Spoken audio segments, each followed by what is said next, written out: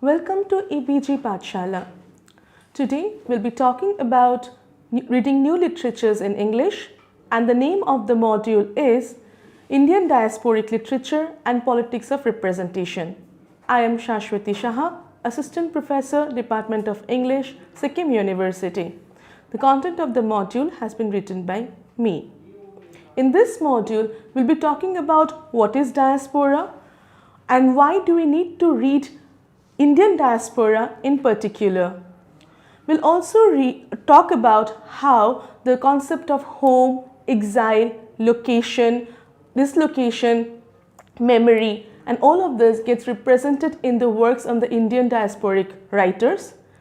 And lastly, we will also talk about how the reading and consuming of Indian diasporic literature largely depends on how it gets represented and presented by the government politics and popular mass media, including Bollywood. Let us begin. Diaspora refers to a scattered population whose origin lies within a small geographical locale. Diaspora can also refer to the movement of the population from its original homeland. It has come to refer particularly to historical mass dispersion of an involuntary nature, which means that a group of people are forced to move out of their country of origin for one or multiple reasons.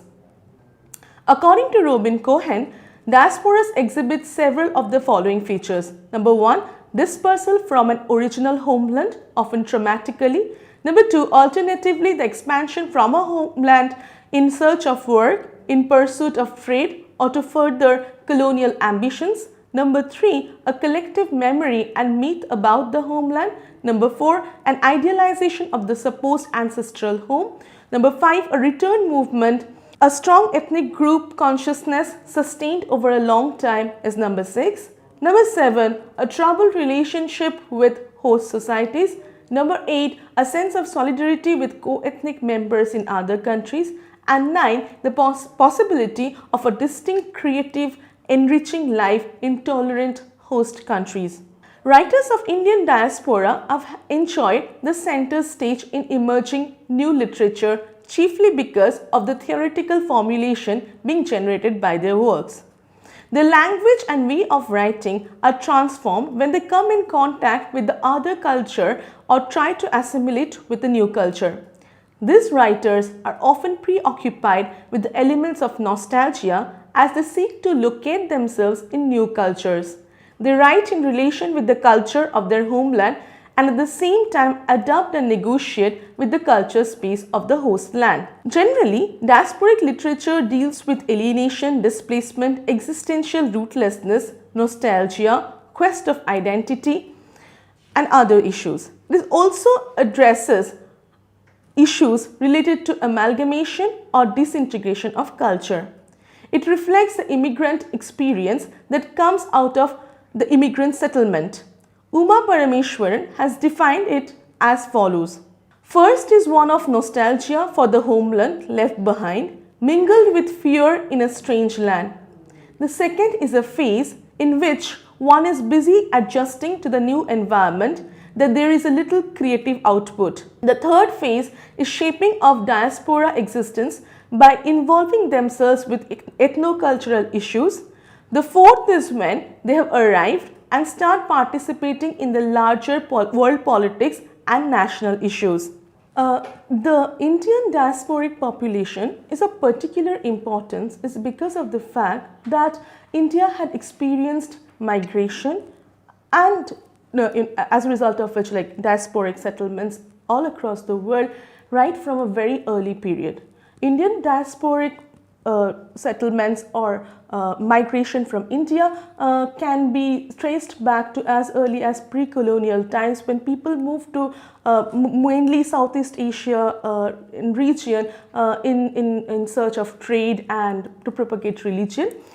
In the colonial period, we have a very huge history of indentured labor being transported to plantation colonies in various parts of the world by the British rulers. In the present times, we also see a lot of migration happening from India is because of the fact that people try to go abroad to find a better life, better job, and with a lot of dream in their eyes, they go and settle in a land which is unknown to them, but that does not mean that they forget their home. So largely the kind of creative output that comes out of this population is talking about the idea of homelessness, their attempt of assimilating with the new culture, their nostalgia of the home that they have left behind, and the kind of exile that they talk about. Mostly, the migrants suffer from the pain of being far off from their homes. The memories of their motherland, the anguish of leaving behind everything familiar, agonizes the mind of the migrants. William Safran has observed that they continue to relate personally or vicariously to the homeland in a way or another, and the ethnic communal consciousness and solidarity are importantly defined by the existence of such a relationship. The diasporic Indians too do not break the relationship with the ancestral land. There is a search for continuity and ancestral impulse, an effort to look for their roots. In their attempt to integrate with the adopted culture, while maintaining their inheritance, they develop a dual identity, and their culture becomes a kind of a sandwich culture. Their efforts for assimilation and failure to do so often dishearten them. The feeling of rootlessness, alienation, confusion, nostalgia, dislocation and suffering due to discrimination on the basis of race, culture, religion and language concludes into conflicts, fight for identity, and on the other hand leads to birth of feelings of marginality in a minority group. This results in the creation of fractured identity, and as you can understand, all of this goes into the formation of what we call diasporic literature. Interestingly, the term diaspora, exile, alienation, expatriation are synonymous and possess an ambiguous status of being both a refugee and an ambassador, the two roles being very different. The diasporic writer attempts to do justice to both. As a refugee, he seeks security and protection, and as an ambassador, he projects his own culture and helps enhancing its comprehensibility. Indian diaspora consists of individuals that have their own sense of being Indian and what being Indian means for their lives. This includes how they feel towards other NRIs, in what way they integrate the Indian culture into their lives, whether they feel comfortable living in the Western world or dream of returning to India, whether they appreciate their otherness or try and hide it, and other issues like that. The diasporic writers turn to their homeland for various reasons. For example, Naipaul, who is in a perpetual quest for his root, turns to India for the same.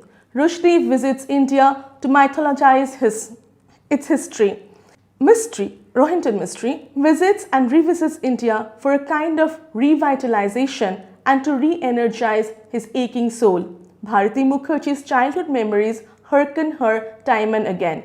All the same, it is necessary to realize the importance of cultural encounter, the bicultural pools, which finally helps in the emergence of the new culture. The diasporic writing, also known as the theory of migrancy, helps generate aesthetic evaluation, negotiate with cultural constructs, and aid the emergence of a new hybridity. One of the most important ways in which diasporic existence of Indians abroad is represented is through the documentation of their memories.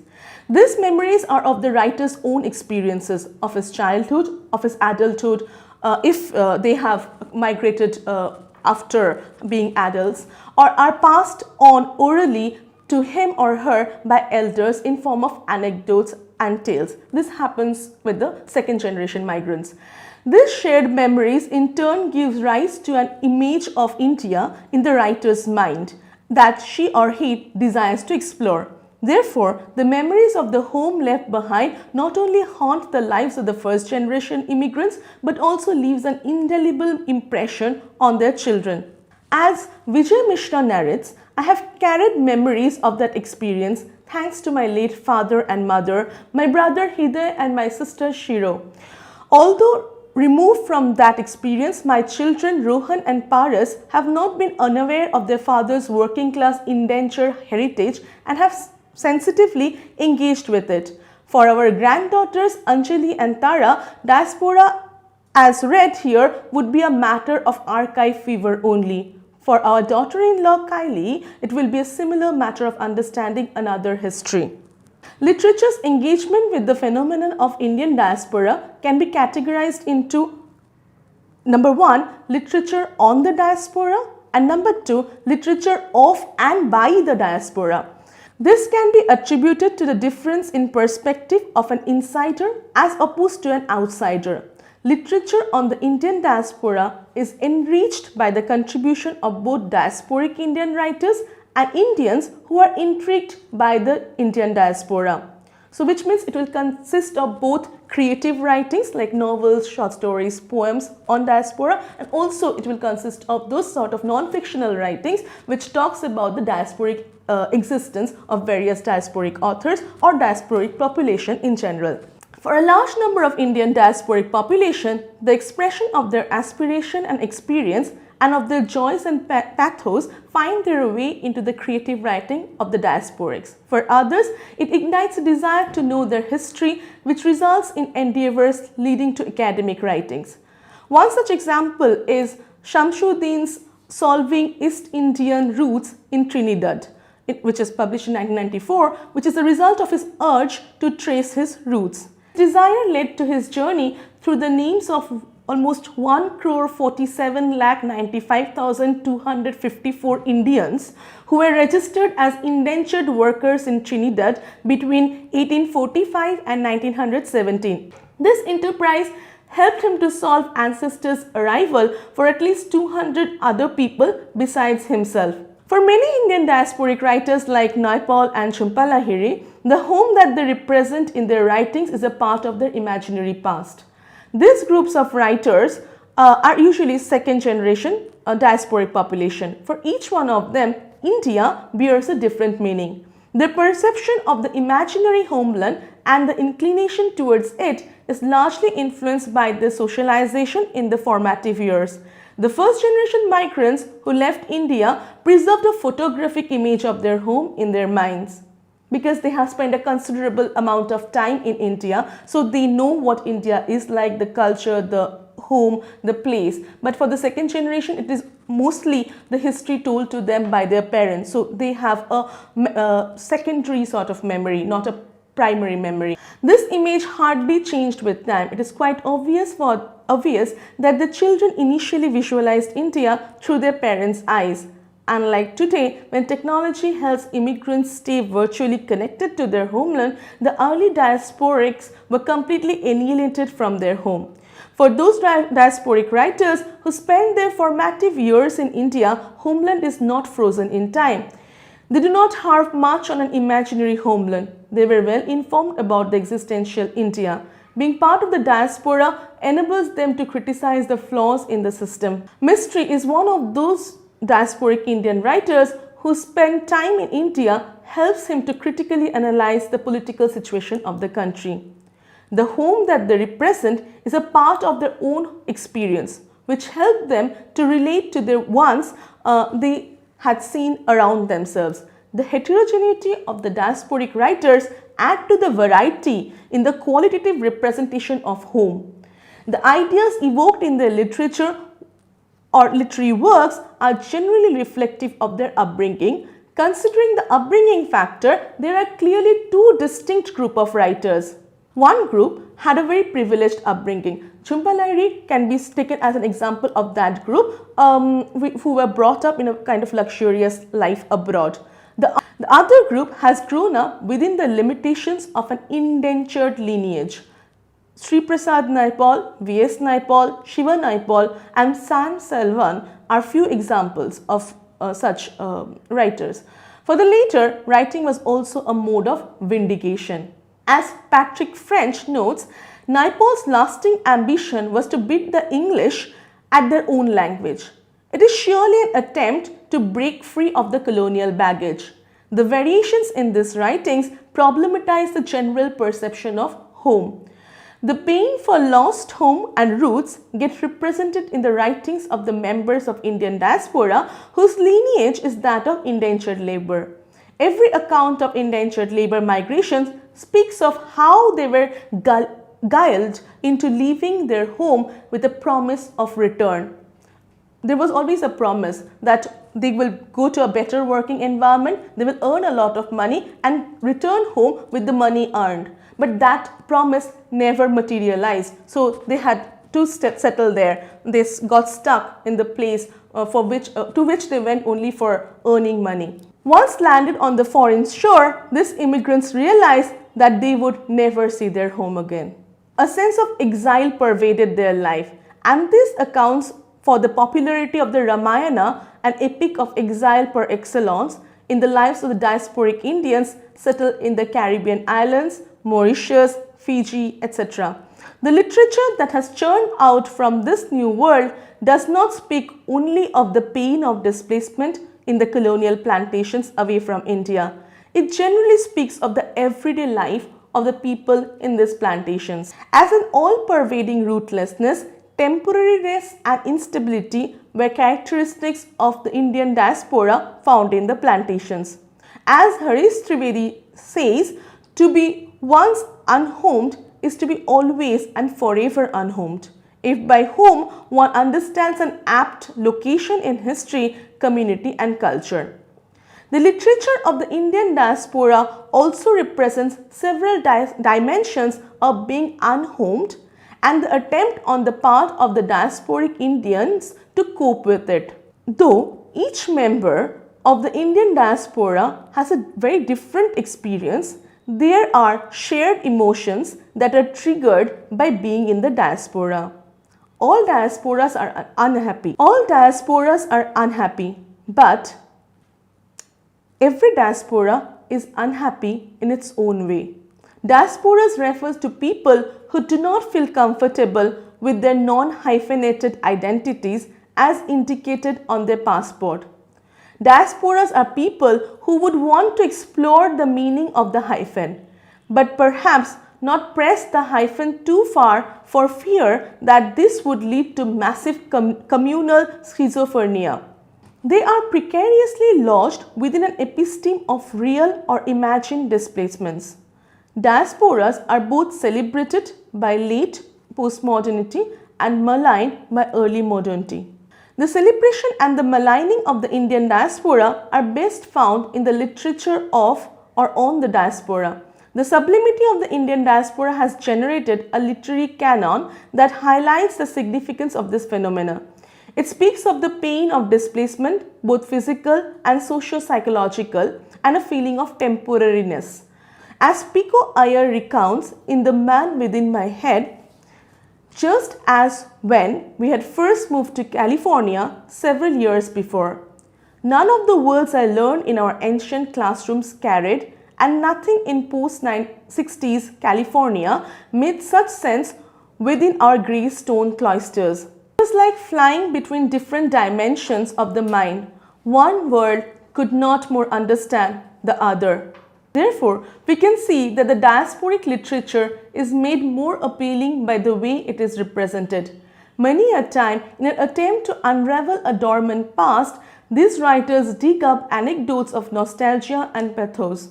Peggy Mohan Jahajin is a literary piece that stems out of nostalgia. It vividly recreates the angst of the indentured labor in Trinidad and the journey from being a sojourner to a diasporic. And at that moment, it suddenly came to me, as clear as the sky, that I was never going back.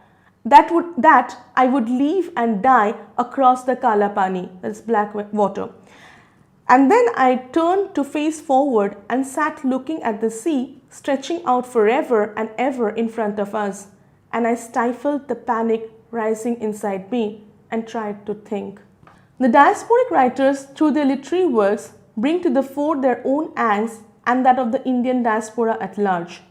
These narratives present before the readers a unique record of the Indian diaspora, a record that reveals a glimpse of the old values, practice, and the consistent improvisations and assimilations that gradually penetrate. Most of these writers are first generation or subsequent generation of diasporics. Look from close quarters, there are differences in representation between members of the old Indian diaspora and new Indian diaspora. The variations in the corpus of Indian diaspora can be attributed to different categories of diasporic Indian writers. There is a clear distinction between writers who belong to old Indian diaspora and the new Indian diaspora. The concept of diaspora is concerned with spatial imaginaries and memory and nostalgia for a homeland. We have already talked about it. In other words, it is the contested interplay of place, home, culture and identity through migration and resettlement. However, this definition does not go far enough. Diaspora is also a socio-cultural construction of an identity based on nationalistic sentiments, political affiliations, religion, and a sense of distinctiveness and the belief in a common fate. What we understand by a diasporic identity in the contemporary world is mediated largely by process of migration, mobility, globalization, historical contingency, the media and government. These are processes which transcend national borders and deterritorialize place both ideologically and materially to transform ethnic communities into diasporic communities with complex, distinctly hybridized national identification. It is a transnational phenomena, yet diaspora is distinct from transnationalism. As stated by Chaturvedi, diasporas and their practices produce and inhibit a post-colonial frontier, a statement particularly true of the Indian diaspora as it enters contemporary currents of post-coloniality, globalization and transnationality. The extent to which Indian diaspora and globalization are intertwined is exposed by the relationship the Indian government has developed with the Indian diaspora. Now, Indian diaspora is one of the largest diaspora. There is almost like 20 million population scattered worldwide. So it forced the government to come up with new laws to deal with this diasporic population, or what we call the NRIs. Since the early 1990s, the Indian government has become increasingly aware of and involved with its diaspora, formalizing its commitment and connection through a series of policies. This can be attributed to the influence globalizing processes have had on communication technologies and time-space compression, which has resulted greater interconnection between the Indian diaspora and the mother country, reflected subsequently in the institutional relationship between the Indian government and the diaspora. Members of the Indian diaspora have come to be known as non-resident Indians, or the NRIs, or people of Indian origin, or PIO, denoting a transition from years of neglect to officially and formally recognizing the role of NRIs and PIOs in India's development and global engagement. In September 2000, the Indian government founded a high-level commission on the Indian diaspora in addition to creating a ministerial position relating solely to NRI affairs. The Indian government has been motivated by the perception of its diaspora as a source of foreign exchange, investment and entrepreneurial activities, and as a market, putting various policies in place aimed at forging formal economic links with non-resident Indians. State governments have followed suit and also implemented diaspora-specific investment policies. Because see, diaspora in India is not a homogeneous factor. There are a lot of communities, a lot of regions from which migration happened. So every state government also took initiative to deal with the diasporic population from their particular state. The government initiatives have inadvertently influenced an increasing global form of Indianness, not ontologically rooted in the country's sovereign territory. This is a useful demonstration of how diaspora are a social construction mediated by discourse, with one of the dominant discourses in the Indian diaspora being those circulated by the homeland government. In other words, the unintentional way in which government policy and debates has constructed a notion of Indianness is symbolic of how different meanings are being written into and read out to the term Indian diaspora. Media and communication technologies are integral aspects of globalization. Technological communication, innovation, and the advent of mass media has greatly influenced modern diaspora. Such technology allows for real-time communication in addition to time-space compression, allowing the more frequent communication with the homeland. Therefore, the significance of new technologies in facilitating transnationalism should not be underestimated. Media cultures are helping to sustain the triadic relationship that migrants forge between their countries of birth or ancestry, countries of settlement, and the wider South Asian diaspora. In the case of the Indian diaspora, the media is purported to have had a unifying and positive effect. However, the outcome of a media presence are varied. Post-structuralism espouses that discourses are often revealed to be subjective truths, taken to be universal truth, but in reality embedded within complex social, cultural, political, and economic power relations. The media is an active agent in the construction of a diasporic identity and concomitantly provides diasporic communities with the opportunity to construct alternative and empowering discourses, an opportunity previously unavailable to them. It shall not be an exaggeration to assert that the life world of the diasporic Indians is best showcased through literature and celluloid. Shades of life in the Indian diaspora have been portrayed with broad brush on the celluloid. It is hardly gainsaid that the visual medium reaches out to a larger mass. Cinema has thematized the various pros and cons of transnational locations.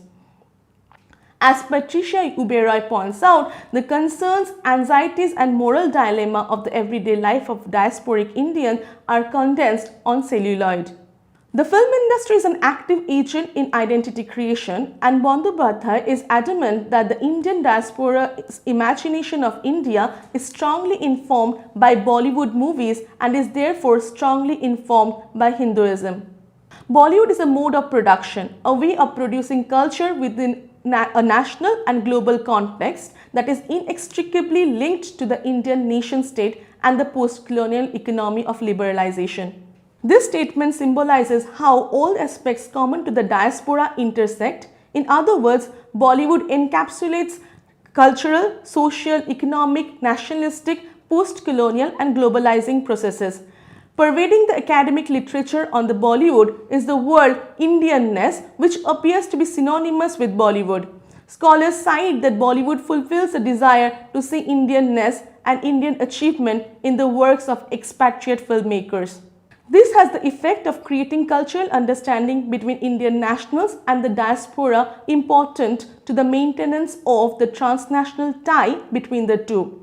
Furthermore, the importance of Bollywood as an element in the fostering of linkage between India and the global Indian diaspora is increasingly being recognized and promoted by the Indian government for a variety of motivations connected to the India government's wider exploitation of its diaspora. Therefore, in this module, we have seen how various aspects of diaspora get represented in the diasporic writing, which is also not a homogeneous factor. There are various types of diasporic writings depending on the time the diasporic author left their homeland, also on how their upbringing has affected the kind of writings that came out of their pen.